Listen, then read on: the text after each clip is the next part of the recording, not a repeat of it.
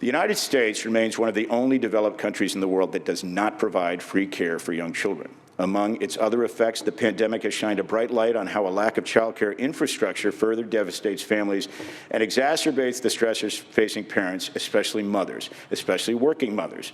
As California and the rest of the nation continue to grapple with the challenges of the coronavirus pandemic, childcare has been among the hardest hit and least supported of all sectors within the American economy.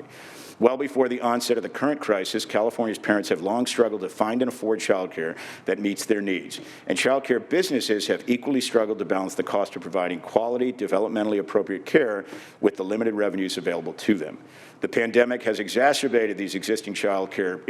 issues while raising significant new challenges, which we will hear more about in today's hearing.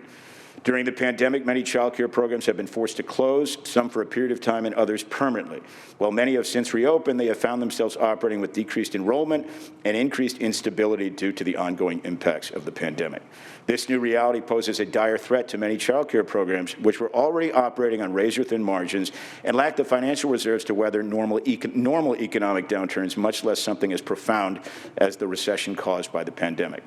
While the CARES Act, passed by Congress in March of 2020, provided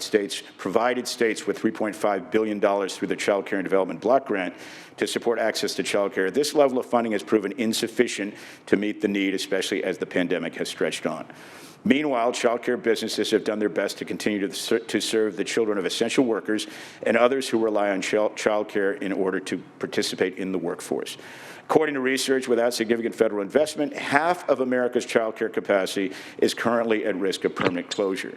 This would have a catastrophic impact on the American economy, jeopardizing thousands of child care jobs, leaving millions of children without access to child care, and plunging parents and employers further into turmoil as they continue to juggle work and family responsibilities. Despite the critical role of child care in supporting the economy, there is a lack of clear understanding as to what it really costs and what it truly entails to provide quality child care, particularly as child care programs face new guidelines and challenges in responding to the COVID-19 pandemic.